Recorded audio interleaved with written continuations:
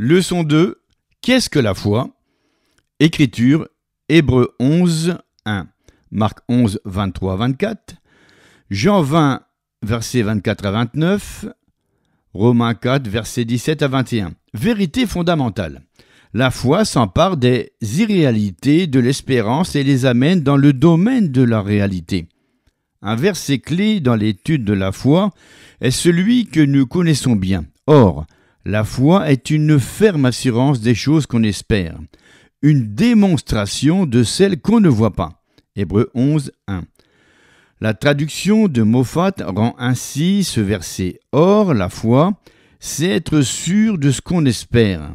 C'est être convaincu de la réalité de ce qu'on ne voit pas. Une autre traduction dit « La foi donne de la substance aux choses qu'on espère ».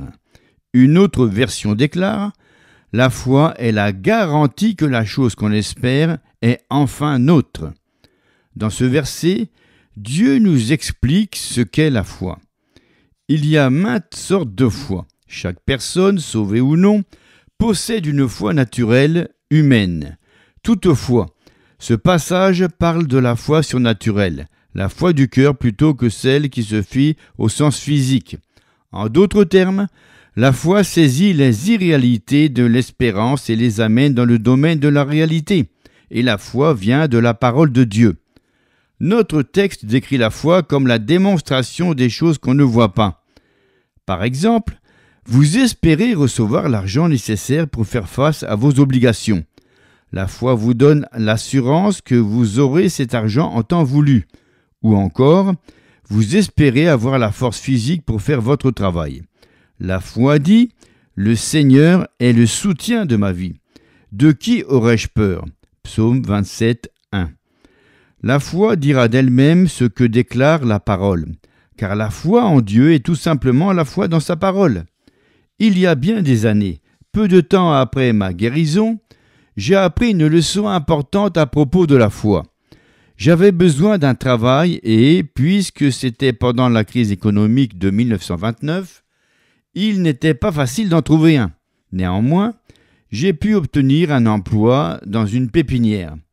Avec un autre garçon, je devais déraciner des pêchers vieux de 2 ans pour honorer des commandes. Ce travail m'était pénible, surtout parce que je n'étais debout que depuis quelques mois, après être resté alité pendant 16 mois.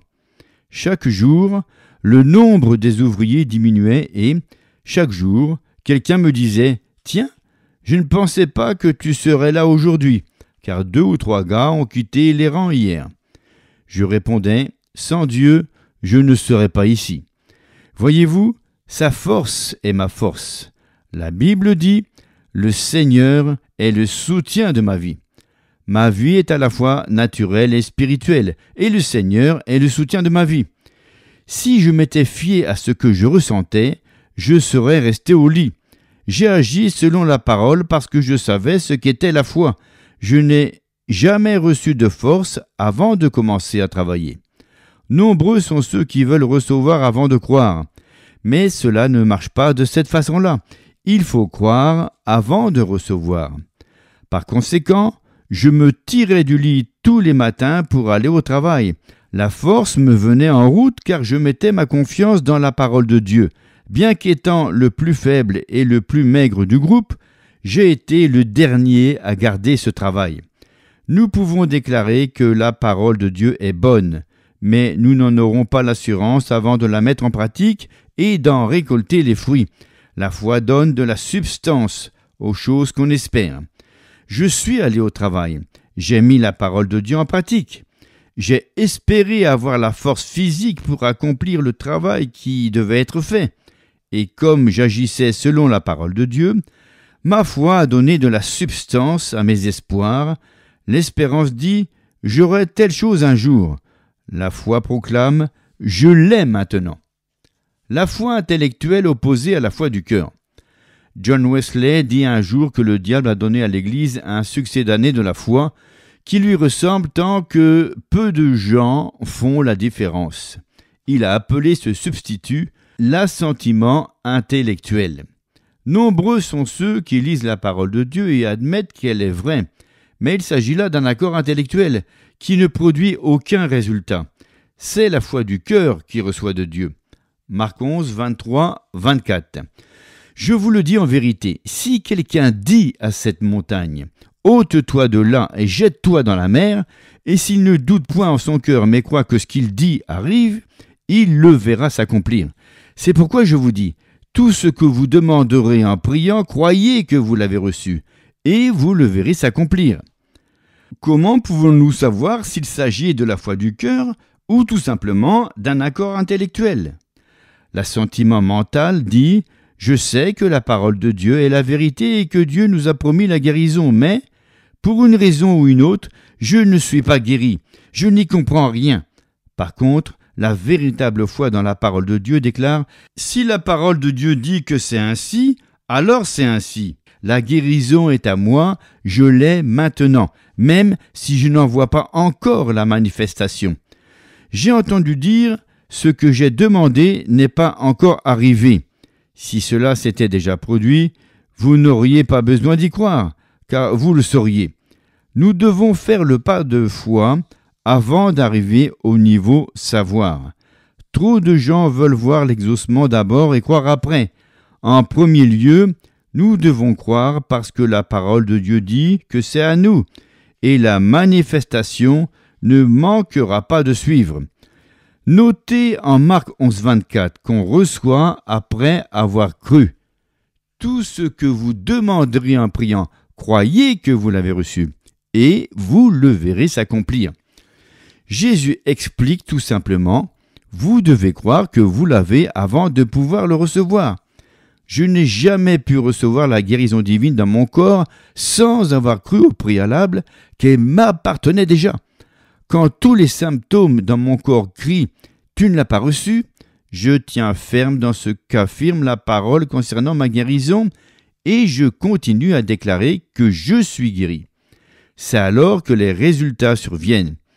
Mais si je restais là à gémir, à soupirer, à ronchonner et à me plaindre jusqu'à ce que chaque symptôme disparaisse et que mes sentiments s'accordent avec ma foi avant de croire, je n'irai pas loin parce que la foi est la démonstration des choses qu'on ne voit pas.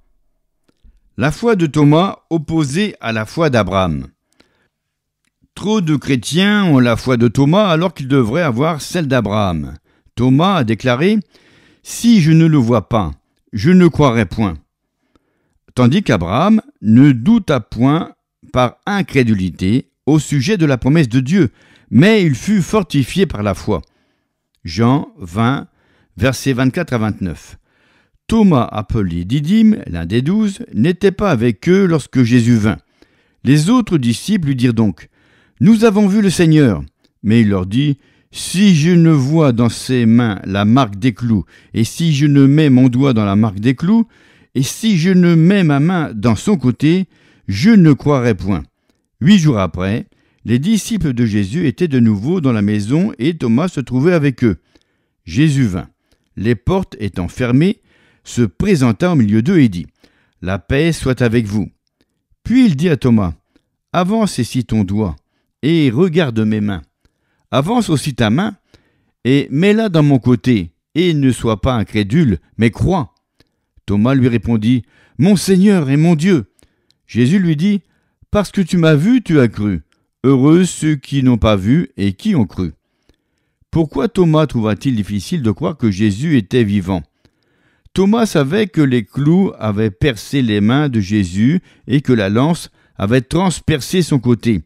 Ses sens physiques lui disaient que Jésus était mort. Thomas se laissait conduire par sa connaissance intellectuelle plutôt que par la foi du cœur. Examinons maintenant la foi d'Abraham. Romains 4, versets 17 à 21. Selon qu'il est écrit, « Je t'ai établi père d'un grand nombre de nations. » Il, Abraham, est notre père devant celui qui l'a cru, Dieu, qui donne la vie aux morts et qui appelle les choses qui ne sont point comme si elles étaient.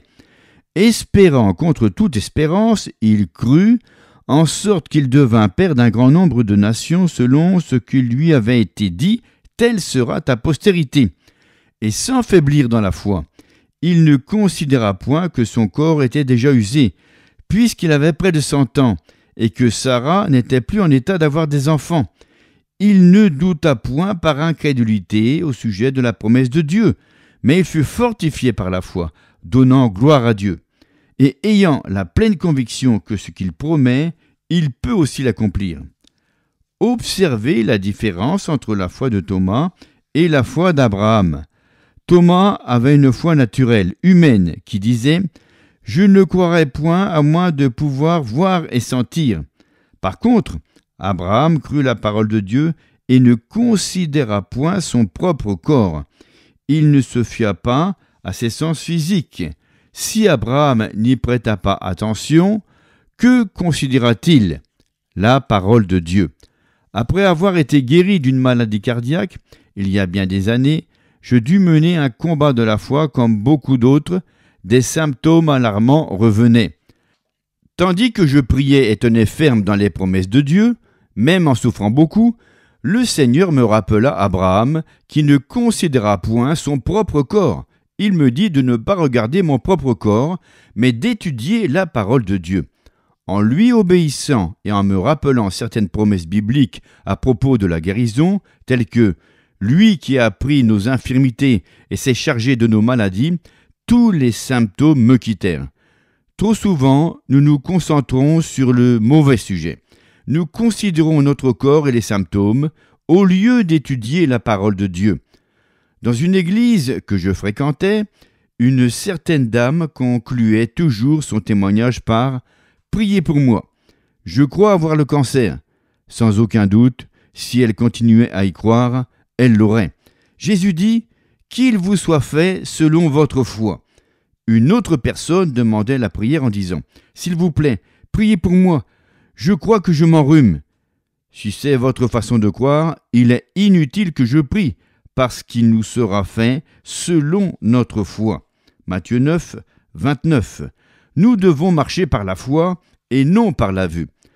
Certains ont mal compris ce genre d'enseignement, pensant que je conseille aux gens de nier l'existence de leurs symptômes et d'agir comme s'ils n'avaient rien. Ils estiment que j'enseigne la science chrétienne. Non, il ne s'agit pas de science chrétienne, mais du bon sens chrétien. Nous ne nions ni les douleurs, ni les autres symptômes, car ils sont bien réels. Au lieu de cela, nous regardons aux promesses de Dieu qui dépassent ces choses. La foi véritable dans la parole de Dieu proclame « Si Dieu dit que c'est ainsi, alors c'est ainsi. S'il déclare que c'est par ses meurtrissures que nous sommes guéris, je suis guéri. Si Dieu affirme qu'il pourvoira à tous vos besoins, c'est qu'il le fait. Si le Seigneur dit qu'il est le soutien de ma vie, il l'est. En d'autres termes, la foi véritable déclare tout simplement à notre sujet ce que dit la parole de Dieu. La foi véritable se fonde sur la parole. Nous devons méditer la parole, y puiser profondément et nous en nourrir. Alors, la parole devient partie intégrante de notre être, tout comme la nourriture naturelle s'intègre dans notre corps quand nous mangeons. La parole représente pour l'homme spirituel ce que la nourriture représente pour l'homme naturel. La parole nous insuffle confiance et assurance. Texte à apprendre par cœur. Or, la foi est une ferme assurance des choses qu'on espère, une démonstration de celles qu'on ne voit pas. Hébreux 11, 1. Pensez à vous abonner et à partager avec votre entourage le chapitre de ce livre sur la foi.